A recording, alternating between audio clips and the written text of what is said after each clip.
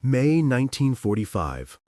As the war in the Pacific neared its bitter end, the island of Okinawa became a final battleground of unimaginable destruction.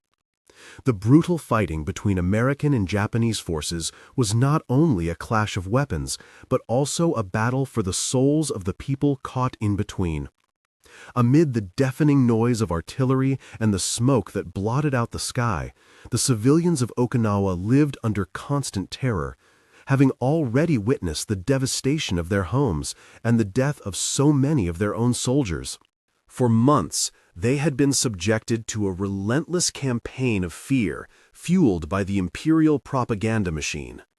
The Japanese people had been taught to fear the Americans as monstrous creatures, devouring the innocent and leaving nothing but death in their wake. The idea of surrender was unthinkable, portrayed as the ultimate betrayal. Those who even whispered the word surrender were seen as traitors, deserving of execution at the hands of their own comrades. In rural villages like Kadena, the propaganda had taken root deeply. Mothers taught their children not to expect mercy, but to embrace martyrdom with open arms. Young boys were trained to leap off cliffs rather than face capture, while girls learned to slit their own throats rather than fall into enemy hands. The concept of survival was foreign. The only way to preserve honor was through death. These ideals permeated every aspect of daily life, from the classrooms to the family hearth, as civilians prepared themselves for the inevitable assault. When the news came that the American forces were advancing, a collective dread fell over the village. The streets, once filled with children's laughter, were now eerily silent. The men of the village, old and young alike, had already begun sharpening knives and preparing their last wills. There was no discussion. No one doubted what would happen. The order was clear: death before surrender. Every home was a fortress, every family a last stand. The women, too, had been prepared for this moment. They had been taught how to kill their children quickly and cleanly should the need arise. Poison capsules were distributed by the military, along with instructions for their use. Some mothers had already practiced the motions with sticks, rehearsing the motions that would end the lives of their most cherished loved ones. For them, it was not an act of cowardice, but a final act of love, ensuring their children's deaths were not at the hands of the enemy. With every passing hour, the tension in Kadena thickened. The sounds of artillery grew louder, echoing across the hills, shaking the earth beneath their feet. The sky above was a canvas of smoke and ash, painting the world in shades of gray. It was as though the entire village had been swallowed by the storm of war, and there was no way to escape its reach. People huddled together in the darkness of their homes, waiting for the inevitable end to come. As the first American tanks rumbled toward the village, the soldiers of Kadena knew this was it. There would be no more hiding, no more waiting. The time for decision had arrived, and for most, the decision was already made. They had no intention of surviving. To them, life without honor was worse than death itself. They had been told over and over that the Americans were monsters, and they could not conceive of anything else. But as the roar of battle drew closer, something changed in the hearts of the villagers. A seed of doubt, small but insistent, began to sprout. The villagers, so used to seeing the world in black and white, began to wonder what the reality of their situation might look like. The propaganda they had consumed for years was filled with grotesque images of Americans, but they had never seen one in person. Could they really be as monstrous as they had been told? Or was there a chance, however small, that the Americans were not the demons they had been warned about? The women and children, who had been taught only fear, began to question the lessons they had learned. The silence of the night was heavy with unspoken words. No one spoke of surrender, but in the depths of their hearts, many wondered if there was another way. The village stood at the brink of annihilation, but a quiet shift had begun. The ghosts of fear were still there, But in the distance, an unexpected ray of hope began to glimmer. Would they live to see it? Would anyone? The first flashes of light from American artillery illuminated the sky, signaling the beginning of the end. The world was about to change forever for the villagers of Kadena. But they had no way of knowing that their darkest fears were about to collide with an act of bravery and compassion that would redefine their understanding of the enemy. The earth trembled beneath the weight of the American artillery. For the villagers of Kadena, it was not just the rumble of incoming fire. It was the sound of their entire world crumbling. The streets, once quiet in their routine, were now filled with the deafening noise of explosions. Windows shattered, buildings cracked, and the ground seemed to shift beneath their feet as though the very foundations of the island were being uprooted. The air was thick with dust and smoke, making it difficult to breathe or see. For a brief moment, everything felt suspended in time, frozen in a state of pure fear. Within the chaos, the 200 women, many of them mothers, grandmothers, and daughters, had started their journey. They moved through the rubble-strewn roads with one goal in mind: to reach the safety of the UN lines. The American forces were their only hope, but the distance between them and safety seemed like an eternity. Despite the fear that clung to them like a second skin, they walked, driven by the knowledge that there was nowhere else to go. But the enemy was relentless. Japanese soldiers, entrenched in their positions, had been prepared to resist until the very last. They had been taught that surrender was not an option, and they were determined to fight to the death. The women, unaware of the peril that awaited them, moved with quiet resolve. They had no weapons, only their determination and the clothes on their backs. As the artillery fire continued, a new kind of danger emerged, one they could not outrun. It was then that the American tank crew, positioned just beyond the outskirts of Kadena, recognized the women's struggle.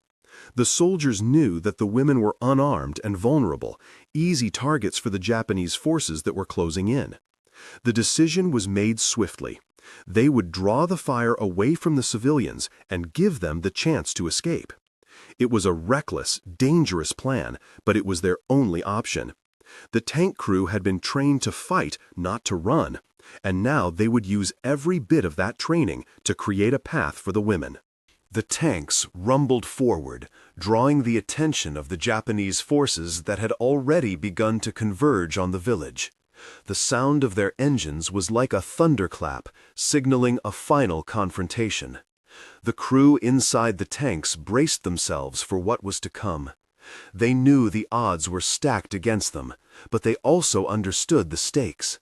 The women had no chance unless they bought them time to reach the safety of the advancing UN forces.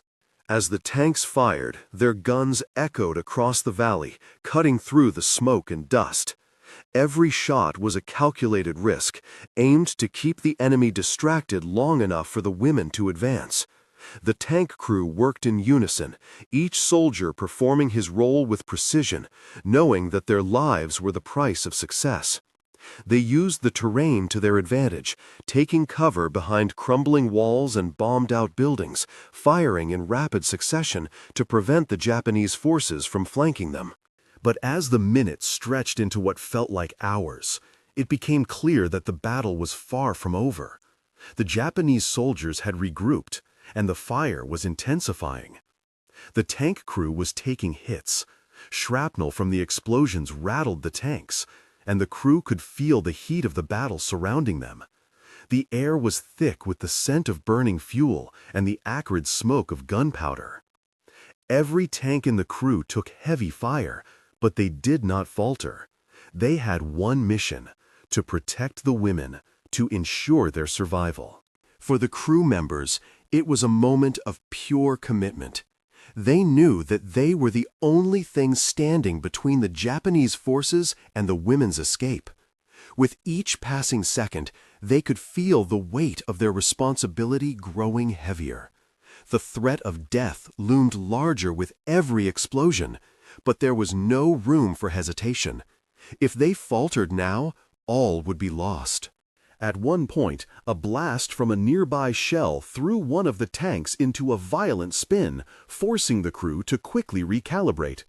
For a brief moment, it seemed as though they might be overrun. But the crew did not give up. They pushed forward, guns firing, their resolve unbroken. They held their positions, even as their own safety became more uncertain. The enemy was relentless, but so were they. They would not let the women down. As the tank crew fought desperately, the women continued their journey. They moved forward in small groups, some of them helping each other along, others limping as they tried to keep up. The fear that had once paralyzed them was now replaced with a strange mix of hope and terror. They knew they had only one chance, and they pushed forward with everything they had left. They did not look back. They could not afford to. The sound of the tank's guns began to fade as they drew further into the distance, but the soldiers remained, their tanks holding off the enemy long enough for the women to break through. And in that fleeting moment, as the last of the tanks fired their final shots, it felt as if the world had tilted on its axis. The women were free, or at least they would be, thanks to the sacrifice of those who fought to protect them. The battle for their survival was not yet over, but they had reached the first step toward safety. The battle around the tanks intensified with each passing moment. The Japanese forces, though momentarily distracted, had regrouped and were pushing forward with renewed ferocity. The sound of machine gun fire filled the air, cutting through the thick smoke and dust. The tanks, now positioned deeper into the village, became the primary targets of the enemy's artillery. Explosions ripped through the buildings, sending debris flying through the air. Every second felt like a lifetime for the tank crews, their lives hanging by the thinnest of threads. Inside the tanks, the crew members worked with machine-like precision. Each soldier knew his role, and they moved in perfect unison, firing their weapons with deadly accuracy. The constant barrage of enemy fire was a constant reminder of how fragile their position was. Every time a shell exploded nearby, the tanks shuddered and the soldiers braced for impact. Yet, despite the chaos surrounding them, they remained focused on their mission, to hold off the enemy long enough for the women to escape. Outside the tanks, the women continued their perilous journey. The fear that had once paralyzed them was now replaced by a raw determination. They could hear the sounds of battle growing louder, but they dared not look back.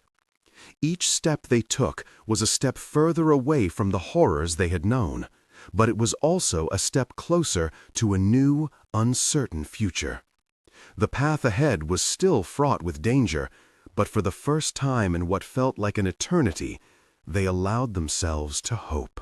The enemy, realizing that their initial advantage had been countered by the tanks, began to adjust their tactics. They flanked the tanks, attacking from the rear and sides. The sound of approaching infantry and artillery was deafening. The tank crews, already exhausted from the constant battle, now had to contend with the additional pressure of fighting off a more coordinated assault. The tanks, though heavily armored, were not invincible, and the soldiers inside felt the weight of every hit. The women, meanwhile, pressed on, moving through the smoke and the chaos. The older women helped the younger ones, pulling them along as they stumbled over the uneven ground. The cries of the injured echoed in the distance, but they did not falter.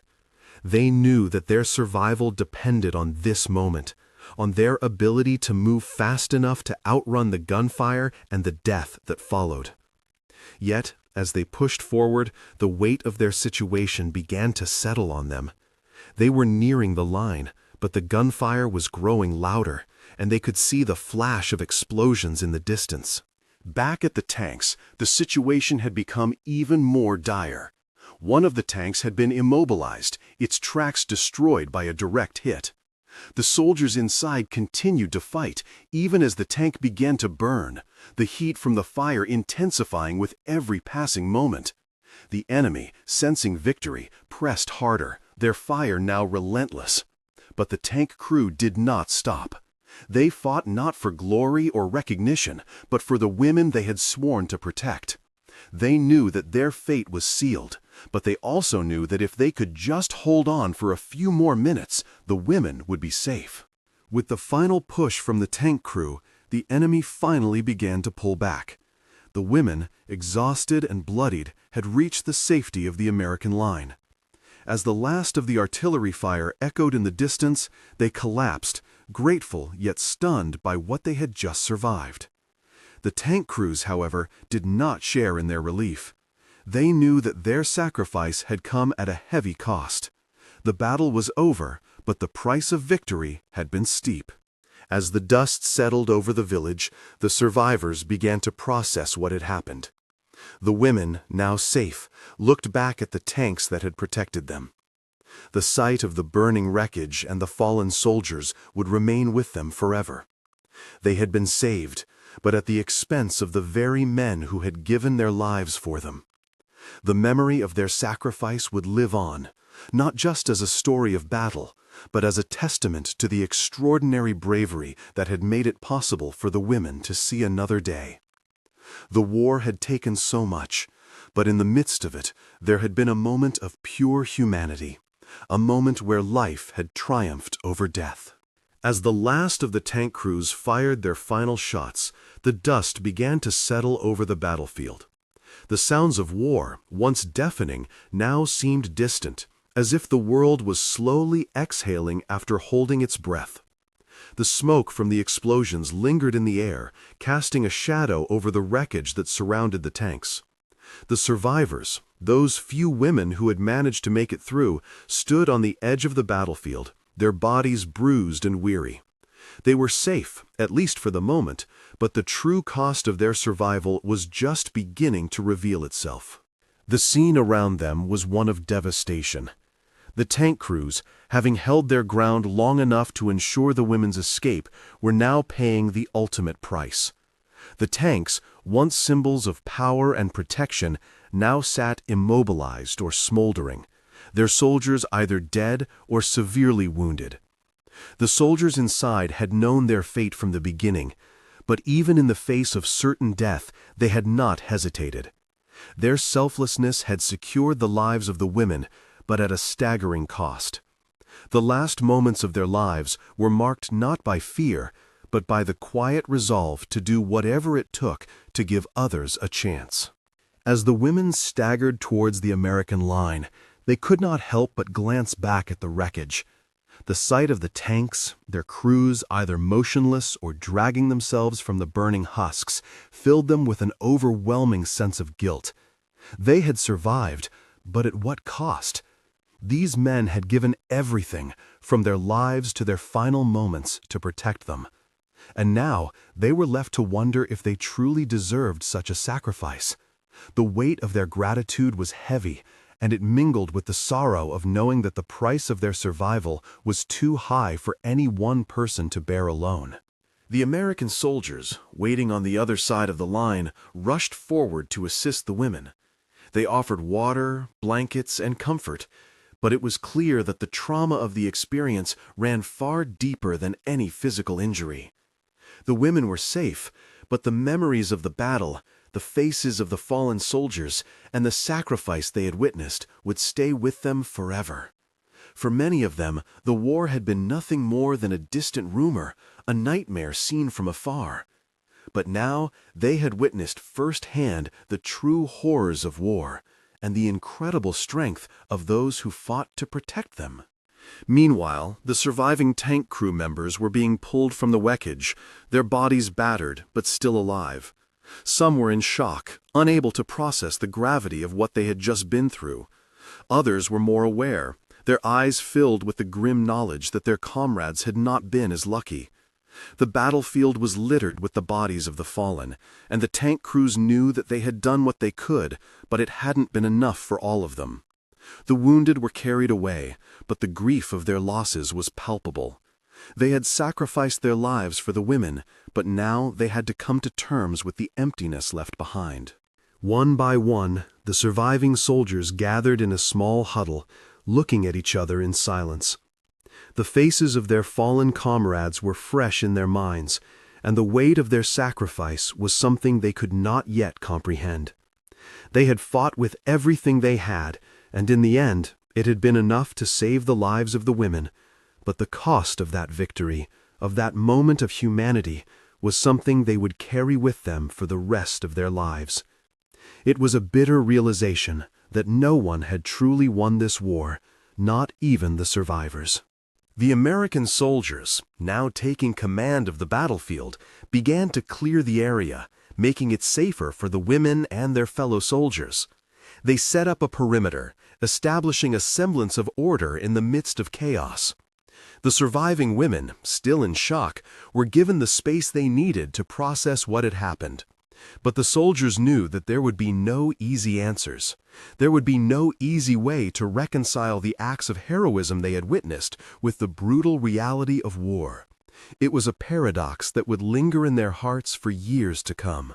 As the sun began to set over the battlefield, the first signs of peace began to emerge. The American forces had secured the area, and the immediate threat was over. But for the women who had survived, the true battle was just beginning. They would have to rebuild their lives piece by piece, and carry the memory of those who had given everything to save them. The war might have ended for the moment, but its scars would remain forever etched in their minds. For the tank crews, there was no victory parade, no medals to be handed out for their courage. Their sacrifice would not be immortalized in history books or on the battlefield. Instead, it would be passed down quietly, as a story told by those who had been saved and by those who had lived through it. It was a story of unspoken bravery, of soldiers who had stood in the face of certain death and had chosen to save others. And though their names might never be remembered by the world, in the hearts of those they saved, they would live on forever. The aftermath of the battle left Kadena in a state of eerie silence. The roar of gunfire had faded, but the weight of the sacrifice still hung heavily in the air. The women, though physically safe, were mentally shattered. Each step they took away from the battlefield felt like a burden, their minds replaying the horror of what had just transpired. The faces of the fallen soldiers, the tanks burning in the distance, and the memory of their comrades' courage haunted them. They had survived, but the price of their survival was not something they could easily forget. As the survivors were gathered and brought to safety behind the American lines, the reality of the situation began to settle in. The soldiers who had risked their lives for them were now just bodies lying in the dirt, their sacrifice hanging like a heavy cloud over the village. No one spoke of it immediately, as the women were too stunned, their minds numb from the violence they had witnessed. But the survivors knew, deep down, that they owed their lives to the selflessness of those soldiers. The American soldiers who had witnessed the scene from the rear now began to process the true scale of the loss. They had seen the tank crews give their all, but the enormity of the sacrifice had not fully hit them until they began to assist the wounded and clear the battlefield. They moved quickly, knowing that there was still much work to be done, but there was an undeniable sense of grief among them. They had expected to win, to advance, but they had not anticipated the human cost of that victory. It weighed on them heavily, especially as they came face to face with the survivors, the women who had been saved at such a steep price. As the evening approached, the village began to stir with activity. The American medics worked tirelessly, bandaging wounds, offering comfort, and tending to the injured. But there was little that could be done for the mental toll the women had endured. Some sat in stunned silence, while others whispered to each other in a language unfamiliar to the soldiers, seeking solace in their shared experience. Their trauma was visible in every movement, in every glance they exchanged. They had lost everything: family, home, and a sense of safety, only to be rescued by the very people they had been taught to fear. It was a bitter irony that they struggled to reconcile. Among the women, one figure stood out, a mother who had been at the forefront of the journey. She had been with her children throughout the battle, and although they were physically unharmed, the emotional scars were visible in her eyes. She had watched as the soldiers had fought to protect them, and she had witnessed their sacrifices firsthand. Her heart was heavy with gratitude, but there was also a deep sense of guilt. How could she ever repay them for what they had done? How could anyone repay the ultimate sacrifice of a life given for another? As night fell, the quiet of the village was pierced by the sounds of distant artillery, reminders that the war was far from over. But in Cadena, the night seemed to hold its breath, as if the land itself was mourning the loss of so many lives. The women gathered together, some praying, others simply sitting in silence, trying to process what had just occurred.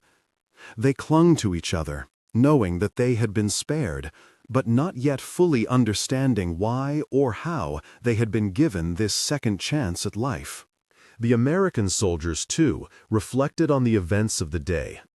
They had fought to save the women, but now they had to live with the consequences of their actions. The soldiers who had died had given everything, more than any medal or commendation could ever represent.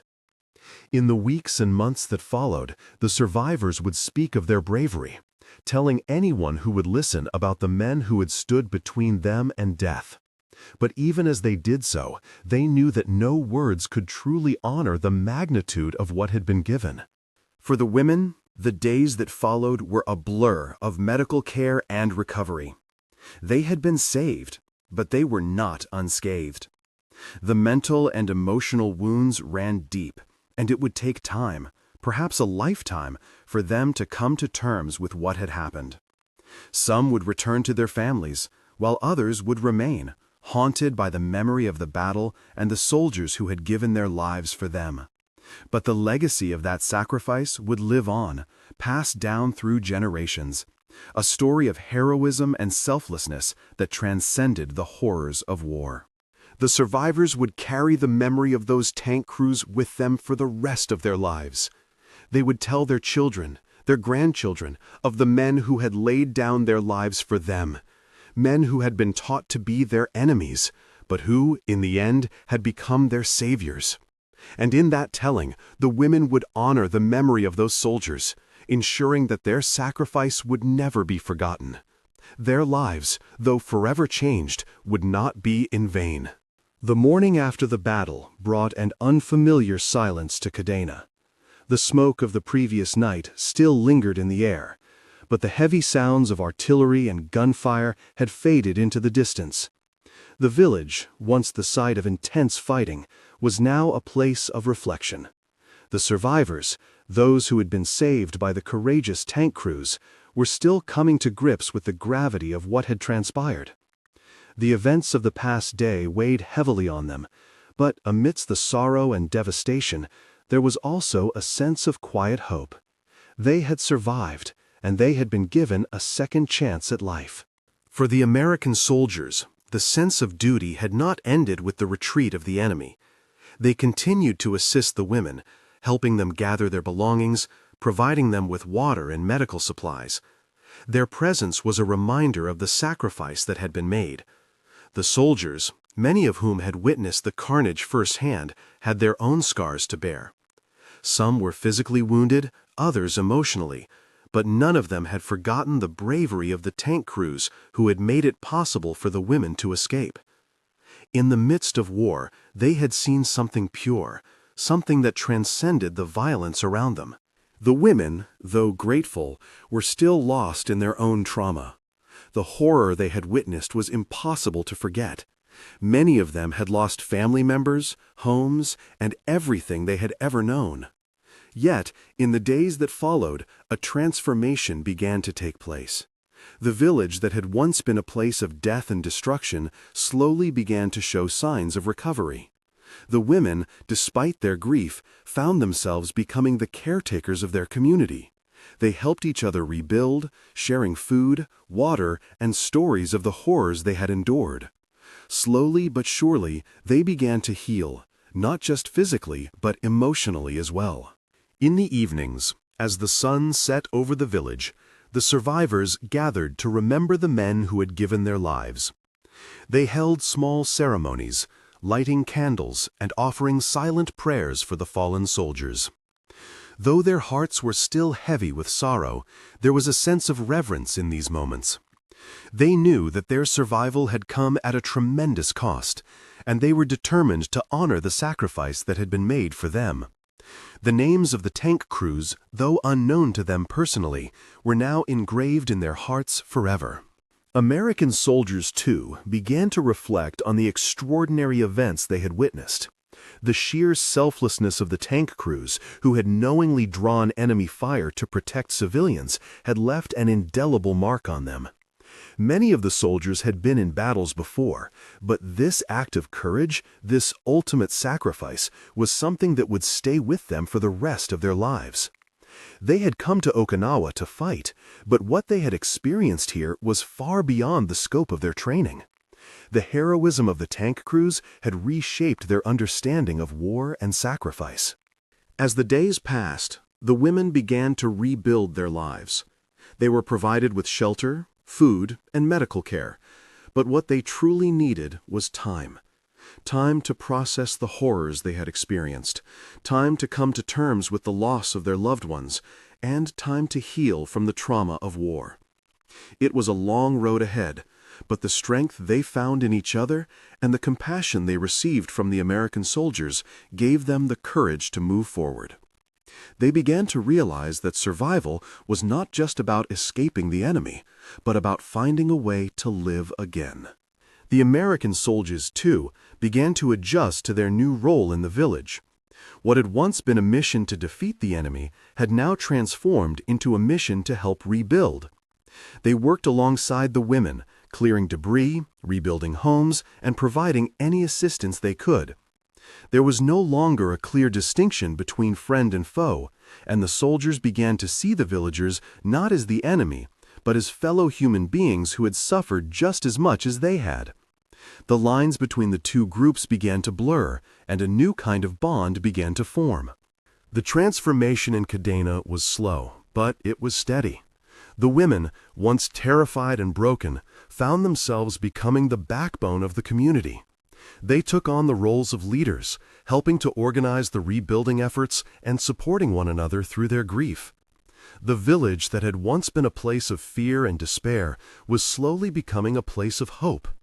It was a testament to the resilience of the human spirit, a reminder that even in the darkest of times, there was always a chance for renewal. By the time the American forces were ready to leave Okinawa, Kadena had changed in ways that no one could have predicted. The women, once broken by the horrors of war, had found a way to rebuild their lives. The village, though scarred by the past, now stood as a symbol of survival, of the power of human connection in the face of tragedy. The legacy of the tank crews, whose sacrifice had saved so many, would live on in the hearts of the survivors. Their names would not be forgotten, and their bravery would continue to inspire those who had been saved. As the sun set on Kadena, the survivors looked out over the village they had rebuilt. It was a quiet evening, the sounds of war now a distant memory. The future was uncertain, but there was a newfound sense of peace in the air. The women, standing together, knew that they had not only survived the war, but had also found a way to live again.